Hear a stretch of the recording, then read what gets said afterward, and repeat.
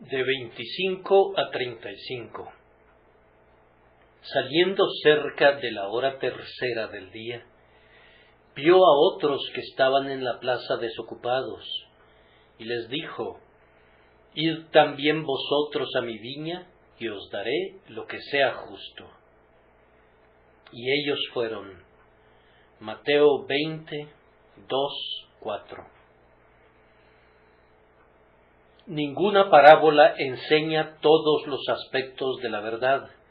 Es incorrecto intentar que su contenido incluya todo en exacta correspondencia. Cada parábola tiene la intención de comunicar una lección, y si nos enseña eso, no debemos intentar extraer algo más. Esta parábola bosqueja al gran Dios como un padre de familia que sale para contratar hombres que trabajen para él. Pero no nos imaginemos que Dios nos necesita. Él era perfecto, perfectamente feliz y perfectamente glorioso, mucho antes que el ala del ángel batiera el espacio y antes que el espacio y el tiempo tuvieran existencia. Dios siempre fue y es autosuficiente, no depende de nada afuera de Él mismo para su existencia. Y si decide hacer cualquier tipo de criaturas y preservarlas o usar a cualquiera de las criaturas que formó, no es porque las necesite o porque dependa en lo más mínimo de ellas. Si Dios sale, en su gracia maravillosa, a contratar a cualquiera de nosotros para que trabajemos en su viña, no es porque nos necesite, sino más bien porque nosotros lo necesitamos a Él. No nos pone a trabajar porque necesite obreros, sino porque nosotros necesitamos trabajo. No nos llama porque requiera de nosotros, sino porque nosotros requerimos ser llamados. Por tanto, que nadie se atribuya gran importancia a sí mismo, como si la causa de Dios o su reino dependieran de alguien. Es posible que algunas veces, en nuestra pequeña esfera, nos figuremos que si nos fuéramos, abriríamos una gran brecha. Pero el Señor no nos necesitó antes de nacer, ni tampoco nos necesitará después de morir y partir. Su obra en realidad no sufre nunca, a pesar de todo. Los obreros mueren, pero la obra sigue. Por tanto, si fueras tan osadamente perverso como para suponer que Dios verá su gloria disminuida si te opones a Él en algo, o que Dios sufrirá porque no tienes la intención de servirle, estás gravemente equivocado. La pérdida de gloria será tu pérdida, amigo, no de Dios, y la pérdida de beneficios será tu pérdida, no de Dios. Si Él tuviera hambre, no te lo diría, pues los millares de animales en los collados son suyos, así como el mundo y su plenitud.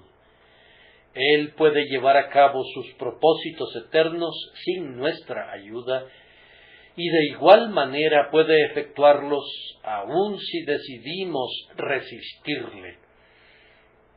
Él es infinitamente más grande que nosotros, de tal manera que lo que debo decirles esta vez acerca de ir a trabajar para Dios en su viña no debe entenderse como si nosotros pudiéramos hacer algo meritorio a los ojos de nuestro Hacedor, o como si Él tuviese alguna necesidad de nosotros. Él es grande y glorioso, independientemente de lo que seamos, y es por causa de nuestro gozo, por nuestra seguridad y por nuestra felicidad eterna, que debemos convertirnos en sus siervos.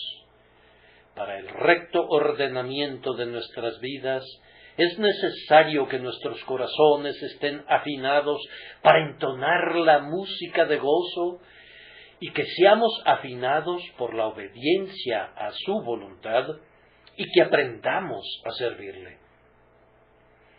Mi oración es que, en esta misma hora, algunos que nunca han conocido a nuestro Salvador le encuentren porque Él se da a conocer a ellos y los contrate en su servicio. Primero voy a comenzar preguntando, ¿por qué se describe que el Señor sale? Por favor, observen lo que el versículo 1 de este capítulo dice. El reino de los cielos es semejante a un hombre, padre de familia, que salió por la mañana. Luego dice en nuestro texto, saliendo cerca de la hora tercera, y en el versículo 5, salió otra vez cerca de las horas sexta y novena. Y en el versículo 6, y saliendo cerca de la hora undécima, halló a otros que estaban desocupados. ¿Por qué se describe que Dios salió? Este lenguaje es usado, primero, para enseñarnos que el impulso para servir a Dios siempre proviene de Dios. Nunca brota internamente en su inicio de nosotros. Si alguien quiere servir a Dios, es porque hubo otra voluntad que movió su voluntad, pues de lo contrario esa voluntad nunca se habría inclinado hacia Dios. Dentro de los diferentes grupos de hombres mencionados aquí, nadie fue a la viña para solicitar empleo, ya fuera temprano en la mañana o más tarde en el día. El padre de familia salió a la plaza y contrató a sus hombres. A la hora tercera, a la hora sexta y a la hora novena, nadie había venido por su propia voluntad. En cada caso, el primer movimiento surgió de parte del padre de familia, salió por la mañana a contratar obreros para su viña. Y a la hora undécima, aunque el día iba aproximándose a su fin y el sol casi se había ocultado, aún entonces los hombres no habían sido lo suficientemente sabios para desear concluir su día en el servicio apropiado. A esa hora todavía permanecían desocupados en la plaza, como lo habían estado todo el día, hasta que el generoso patrono salió y les reconvino e indujo para que fueran a la viña. Nadie viene a Dios jamás, sino hasta que Dios viene a él primero. Así que es mi deseo sincero que los impulsos de la gracia divina puedan ser sentidos por muchos corazones en este momento. Dios el Espíritu Santo obra en el juicio, en el entendimiento, en los afectos, en los temores, en las esperanzas y en la voluntad de los hombres, y conforme obra en ellos, hace que los hombres se ofrezcan voluntariamente en el día del poder de Dios para volverse a Él y entrar a su servicio. Ese es, creo yo, el primer significado de la salida de Dios. A continuación, significa que hay tiempos y ocasiones cuando Dios manifiesta especialmente su gracia. Yo creo que esas ocasiones se dan cuando el Evangelio es predicado. En esta iglesia en particular, y bajo un ministerio que abarca aproximadamente 32 años, hemos gozado casi continuamente del poder de conversión de la gracia de Dios. ¿Ha habido algunas veces un mayor crecimiento o una pequeña disminución de vez en cuando? Pero en general, el raudal ininterrumpido de bendiciones ha fluido casi al mismo ritmo todo el tiempo. Nunca fue tan profundo ni su corriente tan poderosa como ahora, por lo que alabamos al Señor con todo nuestro corazón. Pero ha sucedido con las iglesias a menudo que hay ciertas ocasiones cuando los hombres son traídos a Cristo en grandes números, La palabra penetra con inusual poder y hay una súbita lluvia de flechas de convicción, y los heridos gritan: ¿qué haremos para ser salvos? Hay un gran derramamiento del bálsamo sanador, y las heridas del pecado son curadas, y el sangrado de la conciencia traspasada es restañado. Cuando Dios sale de su escondite, por decirlo así, para tratar de esta manera con las almas de los hombres, es un tiempo de avivamiento. Personalmente, para la mayoría de los hombres, hay un tiempo para la salida de Dios, cuando son especialmente impulsados a las cosas santas. Algunos lo experimentan en su niñez. Cuando todavía son muy jóvenes, Dios habla con ellos como lo hizo con Samuel.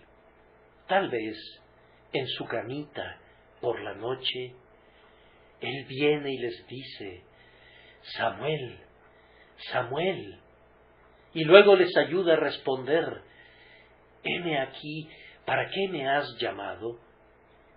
Para otros, Dios viene un poco más tarde, cuando es la hora segunda del día, en el apogeo de la vitalidad de su juventud. Ha sido un gran privilegio para algunos de nosotros que el Señor nos llamara cuando éramos jóvenes todavía, y es una gran bendición que Dios venga a nosotros en ese importante período de nuestra historia. Para otros, Él viene cuando han avanzado un poco más en la vida, y bendito sea Dios, Él viene también cuando el día está cercano a su clausura, cuando los surcos del esfuerzo son visibles en sus semblantes, y las nieves de la edad cubren sus cabezas. Él viene con poder, por el llamamiento eficaz del Espíritu Santo, y les habla, y ellos se someten a su palabra, y se entregan para ser sus siervos por el resto de sus vidas. Oren, amados hijos de Dios, para que el divino Padre de familia salga a la plaza ahora y hable eficazmente por su gracia a jóvenes y a viejos. Si el padre de familia de la parábola hubiera enviado a sus siervos para contratar a estos hombres, es posible que nadie hubiera ido a la viña. Pero como él salió y les habló personalmente, fueron siguiendo sus instrucciones. Y esto sé, que yo, pobre criatura que soy, aunque me pare y hable con todo mi poder, no tengo en mi cinturón las llaves de los corazones humanos. Puedo hablarles al oído, pero no puedo pasar de allí. En cambio, si mi Señor sale en todo el esplendor de su gracia omnipotente, no llamará en vano, pues Él tiene las llaves de los corazones humanos, el que abre y ninguno cierra, y cuando habla eficazmente, los hombres vuelan a Él como palomas a su palomar. O que ocurriera aquí lo mismo a muchas personas. De esta manera he respondido a la primera pregunta: ¿por qué se dice que el Señor sale? La segunda pregunta es: ¿cuál es la hora mencionada aquí? Saliendo cerca de la hora tercera del día, vio a otros que estaban en la plaza desocupados. He leído y también he escuchado muchos buenos sermones para jóvenes, para quienes son llamados por Dios temprano en la mañana. Y yo sé que se han predicado muchísimos sermones para quienes han alcanzado la hora 11. Por tanto, consideré que, en este sermón, debería dirigirme a quienes han alcanzado la hora 3. ¿Qué tipo de personas son aquellas que están en la hora 3? ¿Cuál es la hora 3? Hagamos un pequeño cálculo. Para los judíos siempre había 12 horas en el día, tanto en verano como en invierno, de tal forma que la hora se alteraba cada día. Era una manera muy difícil de calcular el tiempo, pues, aunque la luz del sol se alargara o se acortara, ellos seguían dividiendo el día en 12 horas. Bien, queridos amigos, piensen en la vida humana como un período de 12 horas y entonces hagan un cálculo de cuál será la edad correspondiente a cada hora. Consideren que la vida entera es aproximadamente de 70, 72, 73, 74 o 75 años, como ustedes quieran. Luego tienen que descontar las horas de la madrugada, ese período de la vida en el que Dios no llama a los niños a una fe inteligente porque no cuentan todavía con el suficiente entendimiento para ser capaces de una fe inteligente. Eliminen unas horas por eso. Yo calculo que las primeras 3 horas corresponden más o menos a 20, 21, 22, 23 o 24 años, si les parece bien. Yo diría que la hora tercera de la vida podría oscilar entre los 25 y los 35 años. Ese es el período de la vida en el que el hombre ha alcanzado su cima y en el que la mujer ha logrado la plenitud de su fuerza. Habrá poco crecimiento después de esto. Aunque no se haya alcanzado el cenit de la vida, ciertamente en ese momento se ha llegado a un período de considerable desarrollo. Pido a mi Señor de todo corazón que salga a ustedes que han alcanzado la hora tercera de su día y que les diga en el lenguaje del texto: id también vosotros a mi viña y os daré lo que sea justo. Ahora, amigo mío, tú que tienes entre 20 y 40 años de edad, quiero que tú te conviertas en el siervo de mi Dios y Señor. Primero, porque ya has desperdiciado algunas de las mejores horas del día. No hay horas del día comparables a las primeras horas de la mañana, cuando el rocío lo cubre todo y el humo de las preocupaciones y de los problemas no ha oscurecido todavía la campiña. No hay nada como gozar de las primeras horas de una mañana de verano, cuando los pajaritos cantan sus melodías más dulces y toda la naturaleza pareciera estar alhajada con sus joyas matrimoniales, con sus más encantadores ornamentos. No hay tiempo para trabajar que se pueda comparar a las primeras horas del día, y no hay mejor tiempo para servir al Señor que los primeros días de juventud. Yo recuerdo el gozo que experimenté en el pequeño servicio que fui capaz de prestar a Dios cuando le conocí. Yo trabajaba en una escuela durante toda la semana, pero disponía de la tarde del sábado, y esa tarde del sábado, aunque hubiera podido usarla correctamente para descansar, y aunque yo era solo un muchacho, me entregaba a la distribución de literatura cristiana y visitaba a los más pobres a mi alcance, y el domingo me dedicaba a enseñar a un grupo de la escuela dominical y posteriormente daba un mensaje general a todos los grupos de niños. Oh, cuán esmeradamente hacía yo todo. A menudo pienso que hablaba mejor en aquel entonces que en años posteriores, pues aunque hablaba con temblor, mi corazón iba en todo ello. Los domingos comencé a predicar en las aldeas vecinas y luego predicaba todas las noches durante los días de semana. Yo solía decir entonces lo que brotaba espontáneamente de mi corazón. Tenía poco tiempo para apoyarme en los libros. Mi biblioteca principal eran la palabra de Dios y mi escasa experiencia, pero yo predicaba con toda mi alma. Indudablemente decía muchos disparates y hablaba con muchas debilidades y con la insensatez propia de la juventud, pero, oh, con un intensísimo deseo de llevar a los hombres a Cristo.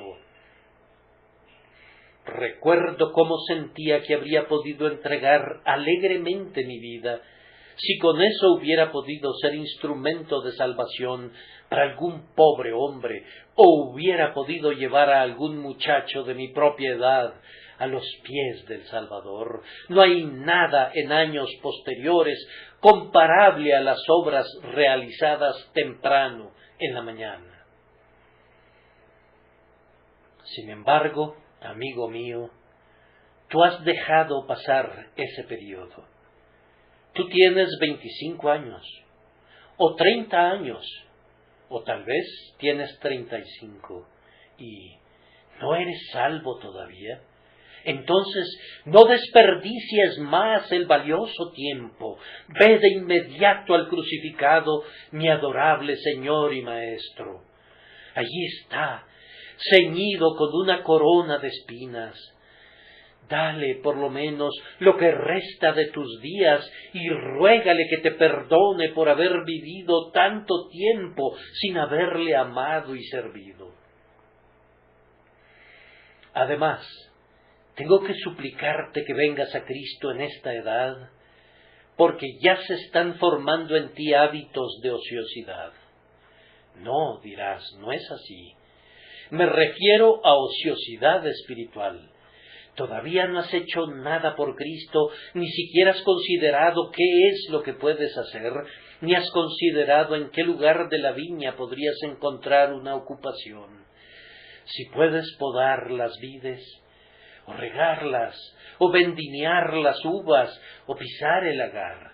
No, todavía no has hecho nada, y lo que me temo es que pronto te establecerás en ese estilo de no hacer nada, y regresarás al polvo de donde saliste, no habiendo cumplido nada para Él, que se entregó a sí mismo para salvarnos de nuestros pecados. No te quedes en esa condición ni un instante más.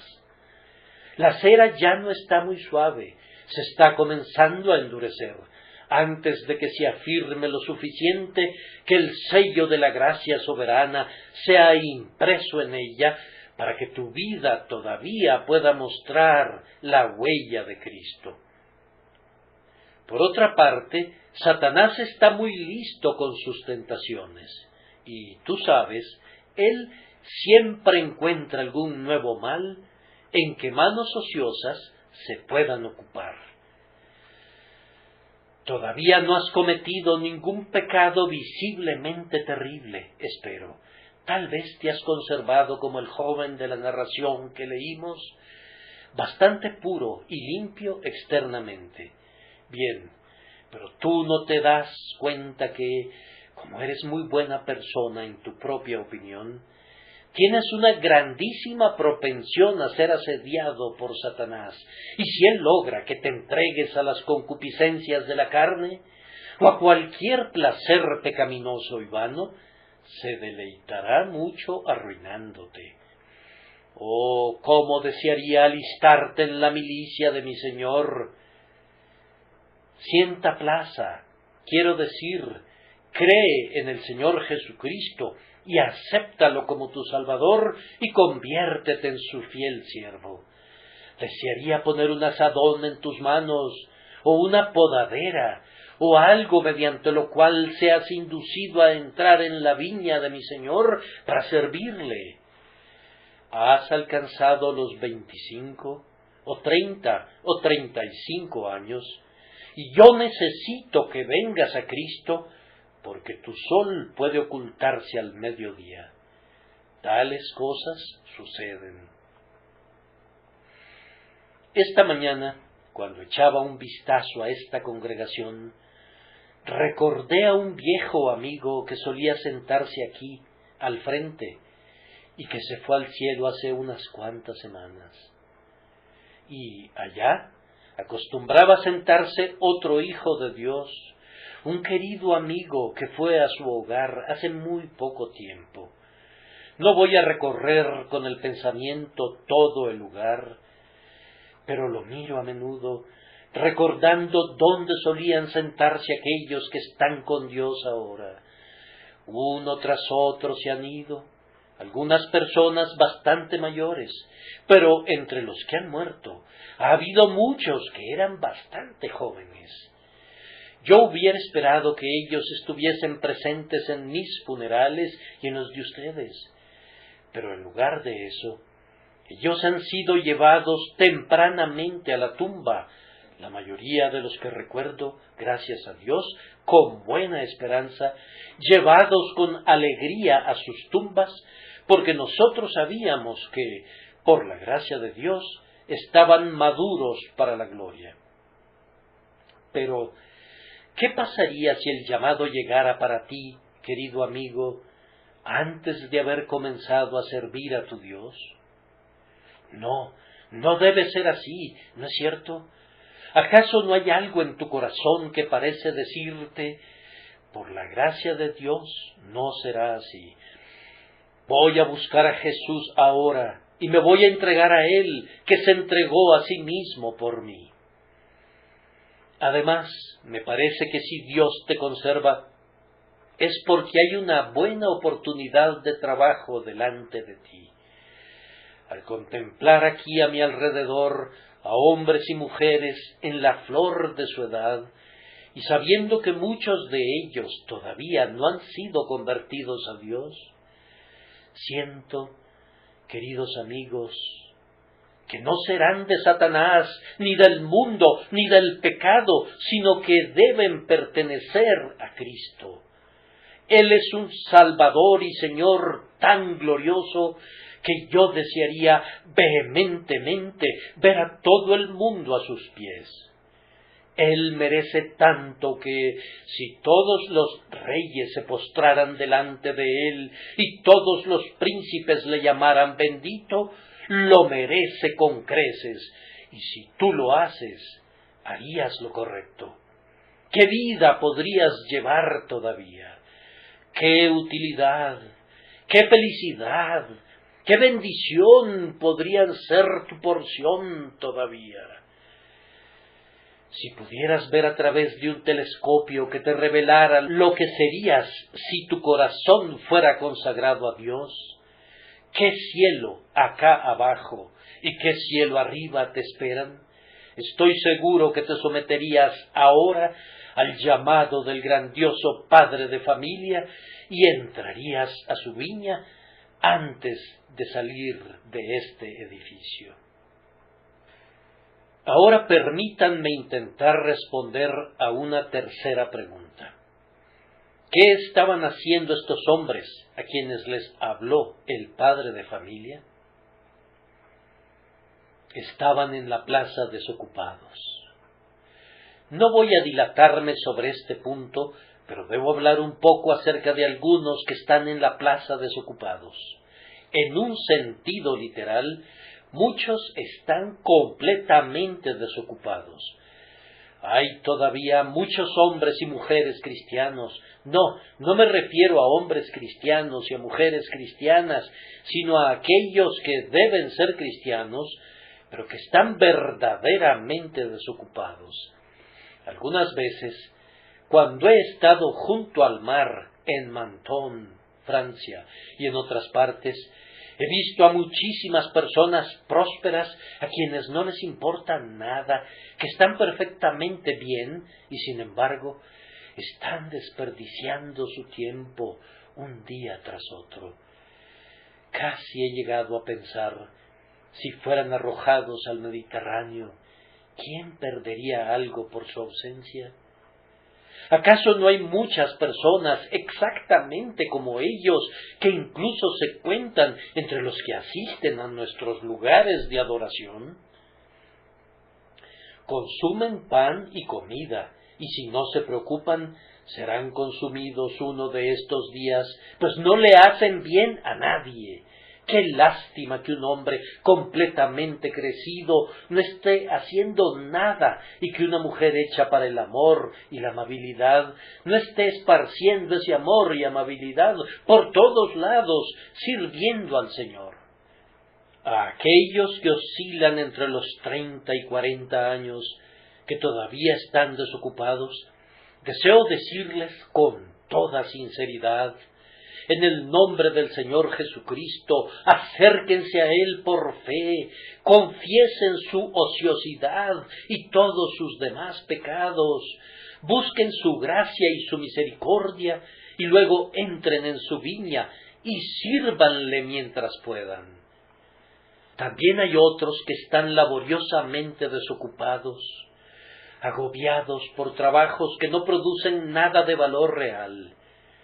El hombre que está gastando toda su vida en su negocio, viviendo simplemente para ganar dinero, no tiene sino metas triviales, pues lo acaparan los objetivos temporales. El que vive para Dios, para Cristo, para el bien de los hombres, vive para cumplir un objetivo digno de un ser inmortal. Pero el que vive para su propio engrandecimiento, vive para cumplir un objetivo tan temporal y trivial que puede ser descrito como desocupado, aunque se agote hasta la muerte en su labor. Ah, amigo, si eso es todo lo que haces, el Señor te considera un desocupado. No estás haciendo nada para Él, nada que valga la pena, nada que pueda ser escrito en el rollo y en el registro de la historia, como una gran hazaña realizada por un alma redimida con la sangre de Cristo. Oh, ustedes desocupados laboriosos, pido que sean conducidos a ir y trabajar en la viña del Señor. Hay algunos que están desocupados debido a su constante indecisión. No son completamente malos, pero no son buenos. Ellos no sirven al diablo, excepto por su negligencia de servir a Dios. Aunque están desocupados, están llenos de buenas intenciones, pero han estado llenos de buenas intenciones desde hace mucho tiempo.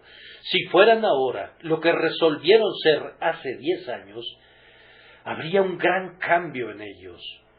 Pero no es así. Y aparentemente, dentro de 10 años serán como son ahora, es decir, si Dios les da vida. No irán más allá, pues forman parte del tipo de personas que deciden y sin embargo siguen siendo los mismos. Yo casi preferiría que dijeran que quieren ser condenados en lugar de decir que quieren ser salvados, porque no lo dicen en serio, pues si dijeran que quieren ser condenados, se retractarían con horror de lo dicho. Pero ahora juegan con Dios y con la eternidad y con el cielo y con el infierno y dicen, lo haré, lo haré, lo haré, y siempre es, lo haré, aunque nunca convertirán ese lo haré en una realidad presente. Amigos, si una casa se está incendiando y ustedes estuvieran en uno de los pisos superiores, sería una lástima que dijeran, voy a escapar pronto, cuando las llamas alcancen otro piso. Debo esperar un poco. No, ustedes estarían ansiosos de escapar de inmediato. Estoy seguro que querrían hacer eso. Y la sabiduría dicta que un hombre no debe platicar y decir siempre, lo haré, y sin embargo no cumplir nunca con el propósito. La sabiduría dicta que, por la gracia de Dios, debemos decir, he llegado al fin de mi indecisión. Voy a comenzar a vivir para Dios si Él me da la vida espiritual. Voy a deshacerme de las obras de las tinieblas si Dios me da la luz espiritual.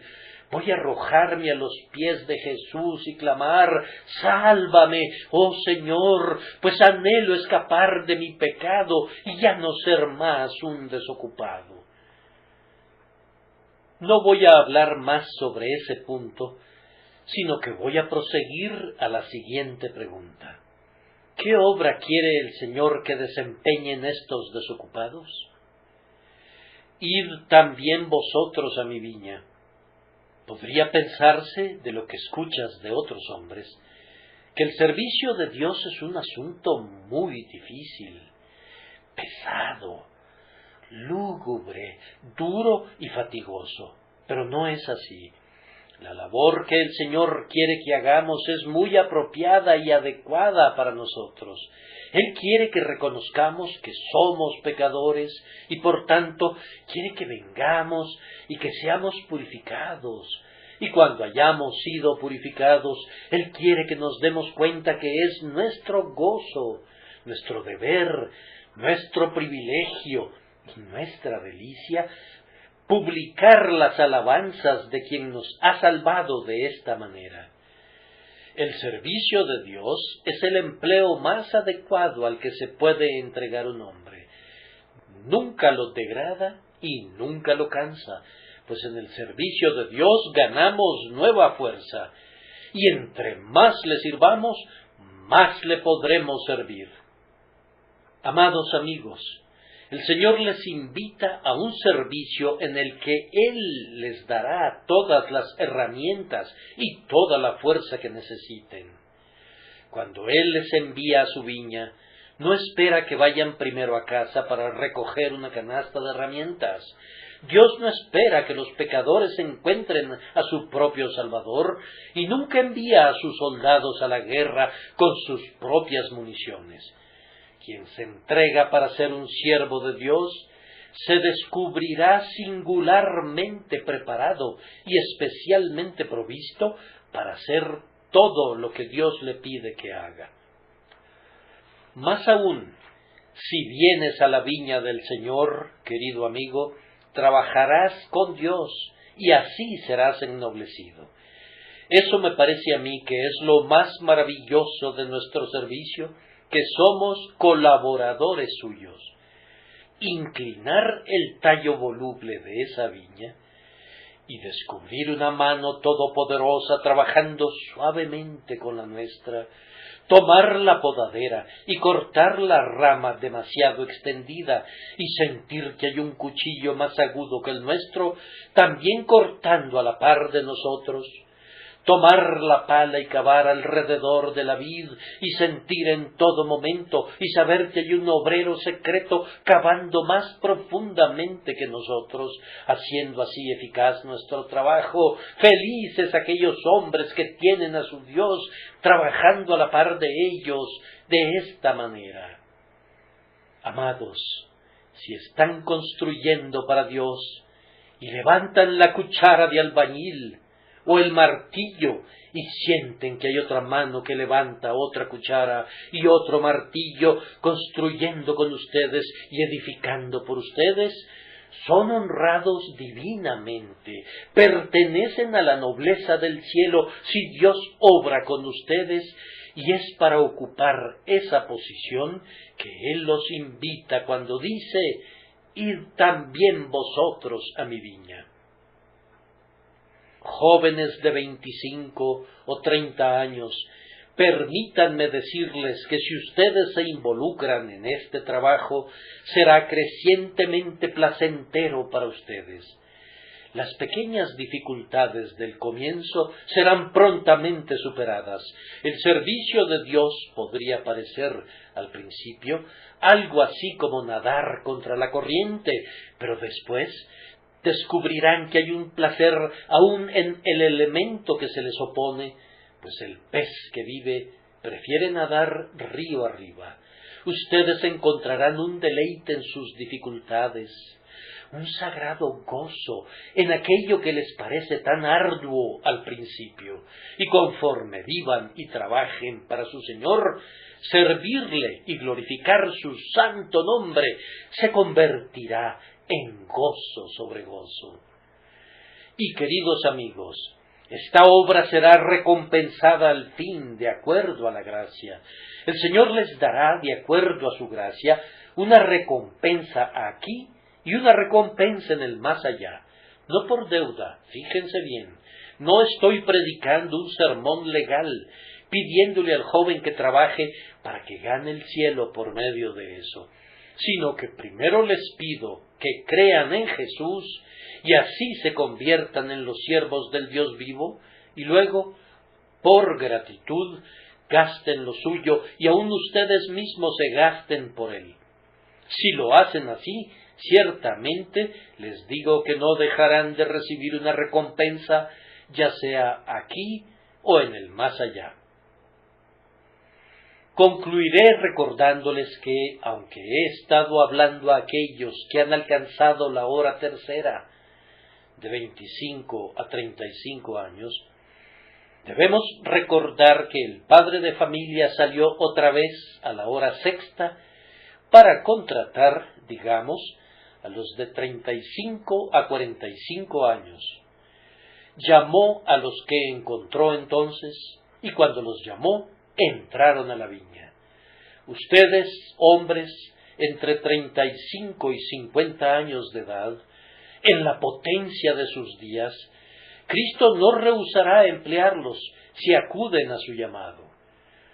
Luego, el padre de familia salió otra vez a la hora novena, digamos, a los 50, 55, 60 o mayores, 65 años.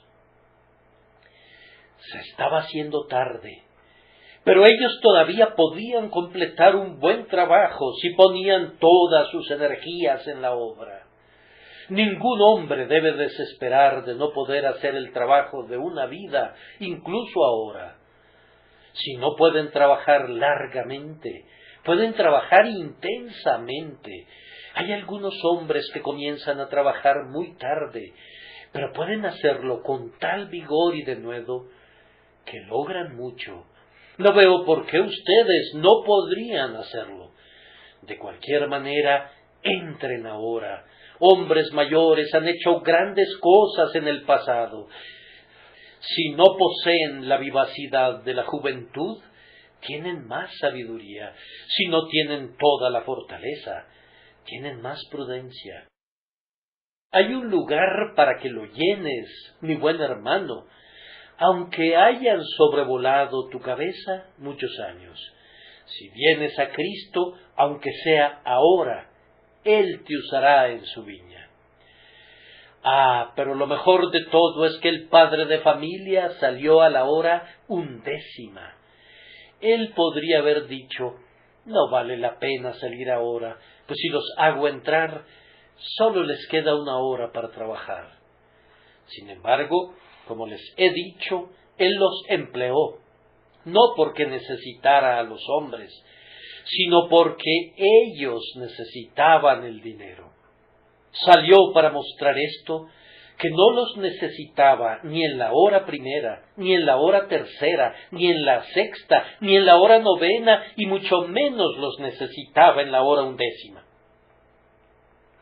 Allá están. Puedo verlos. Se trata de una cuadrilla de hombres y mujeres ancianos.